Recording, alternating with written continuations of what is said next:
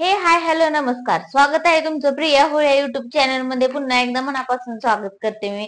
आणि आजचा विषय हा खूप महत्वाचा आणि खूप खूप खूप महिलांसाठी पण आणि पुरुषांसाठी पण हा खूप महत्वाचा विषय असणार आहे. का माहितीये का?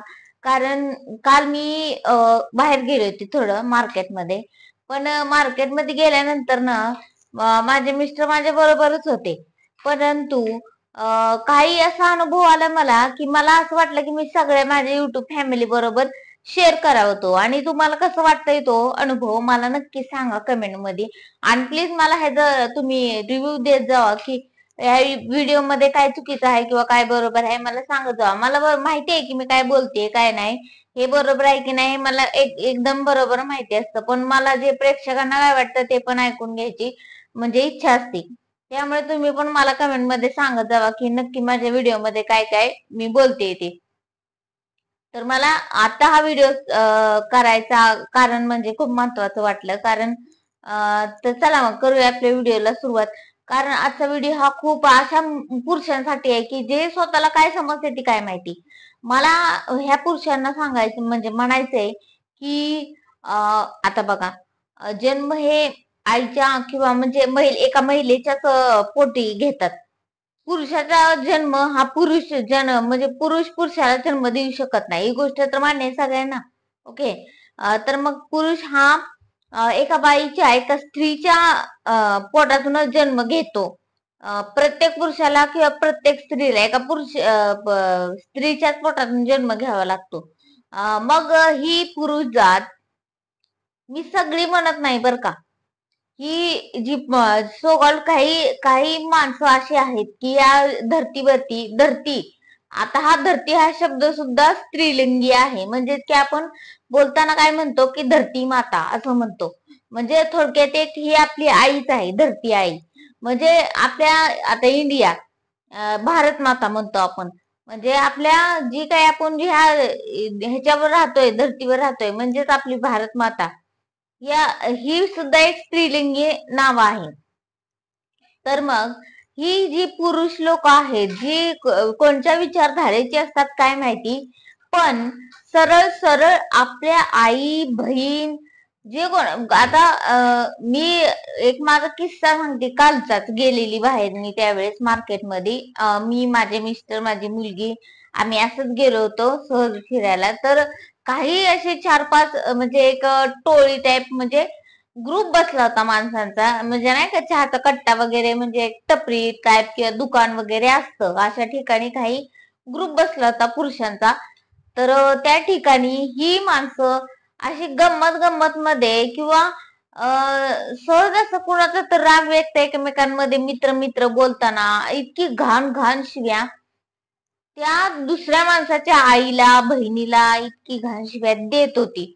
मग ते ऐकून माझ्या कानाला तर इतका त्रास झाला ना. माझा काही संबंध नव्हता, काही संबंध नसताना सुद्धा मला इतका त्रास झाला ऐकून ते शब्द त्या माणसांचे की ते अक्षरशः आईचं नाव घेऊ घेऊ म्हणजे आई हा शब्द ऐकायचा मला स्पष्टपणे.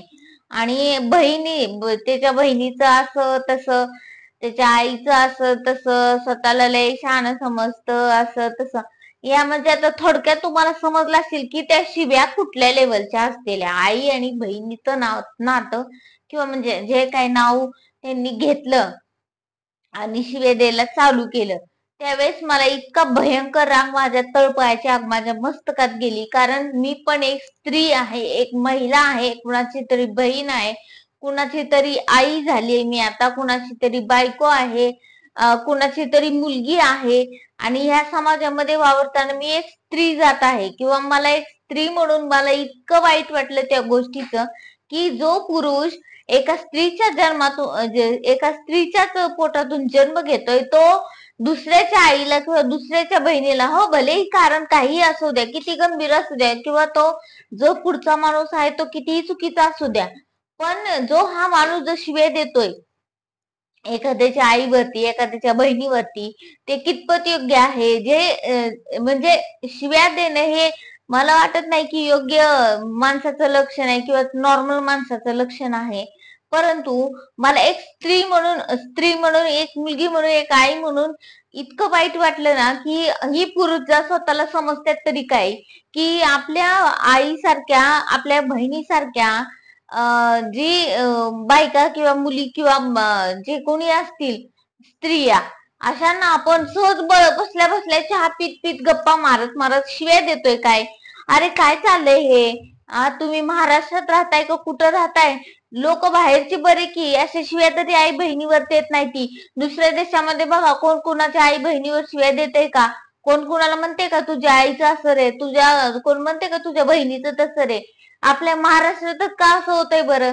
कशा पाय असं होतंय? कारण ही मेंटॅलिटी कशी आहे माणसांची, की आपली आपली आई बाप आईला, आपल्या बहिणीला, आपल्या बायकोला, आपल्या लेकराला, आपल्या मुलीला आपण असले शब्द वापरू शकतोय का? नाही ना. मग आपण दुसऱ्याच्या आईला किंवा बहिणीला अशा शिव्या का देतोय? म्हणजे एखाद्या माणसाला घालून आपण त्या शिव्या का वापरतोय? आई बहीण, आता तुमचा पुरुषांचा मॅटर असतोय तो तुम्ही वेगळ्या पद्धतीने सुद्धा सॉल्व्ह करू शकताय. परंतु ही आपल्या महाराष्ट्रामध्ये एक नॉर्मल गोष्ट का बनली आहे? ती ह्याचा का कोण विचार करत नाहीये, की शिवीगाळी आई बहिणींनाच का मध्ये घेतलं जातंय? ती पण घाण घाण शिव्या देण्यापर्यंत. मला तर ही गोष्ट अजिबात आवडलेली नाहीये महाराष्ट्रातल्या पुरुषांकडनं. म्हणजे जी काही, मी म्हणत नाहीये की सगळीच पुरुष लोक असे आहेत. कारण का माहितीये का? कारण माझ्या घरात पण मला एक भाव आहे, माझे वडील आहेत, माझे चुलत भाऊ. मला बाकीचं काय माहित नाहीये. पण मी ज्या घरात राहते, ज्या घरात लहानाची मोठी झालीये, माझा भाऊ, माझे वडील, आजपर्यंत मला अभिमान वाटतो की माझ्या भावाचा, की माझ्या वडिलांनी, माझ्या आईने त्याला इतके चांगले संस्कार दिलेत की कुणाच्याही बहिणीवर किंवा कुणाच्या आईवर त्यानं आजपर्यंत मी माझ्या डोळ्यानं बघितलं नाहीये किंवा माझ्या कानानं कधी ऐकलं नाही की त्यांनी ते कुणाच्या बहिणीवरती, कुणाच्या आईवरती घाण शिवी वापरले किंवा कुणा तुझ्या आईचं असं रे, कुणा तुझ्या बहिणीचं तसं रे, असं म्हणून त्यानं कधी कुठल्या स्त्रीचा अपमान त्यानं केलेला नाहीये. म्हणून मला माझ्या भावाचा खूप अभिमान वाटतो आणि माझ्या वडिलांचा तर खूप मला गर्व वाटतो की त्यांनी माझ्या भावाला एवढं चांगले संस्कार दिलेत. आणि खरंच मला आज इतका भयंकर राग आलाय कालपासून, की आपल्या महाराष्ट्रातली मुलं जी नॉर्मलपणे एकमेकांच्या हसत खेळत टाळ्या वाजून एकमेकाच्या आईवर सहज शिव्या देते ती. आणि ज्याला शिवी दिली तो पण सहजपणे माझ्या मित्राने शिवी दिली म्हणून अरे टाळी देऊ देऊ हसतोय. अरे काय चाललंय? भान ठेवा जरा. तुम्ही तुमच्या आईवरती, बहिणीवरती शिव्या देताय. तुम्हाला पण आई बहिणी आहेत, त्यांना पण आई बहिणी आहेत. अरे असं का तुम्ही समजत नाहीये की माझी आई मित्रा, तुझी आई आहे ती माझी आई आहे, असं तुझी बहीण आहे ती माझी बहीण आहे, असं म्हणून का तुम्ही चालत नाहीये? तुम्हाला शिव्याच देणं का महत्वाचे वाटते? ती पण इतक्या घाण लेवलच्या. आता मी जी बोलते ती वाक्य मला माहित नाही महिलांना कितपर्यंत समजेल, परंतु पुरुषांना नक्कीच माहिती असेल. कारण तीच लोक हे वापर करतात की सहज सहज बोलत बोलत एखाद्याला शिवी देऊन जातात, तुझ्या आईचं आमचं, तुझ्या आईचं तमकं.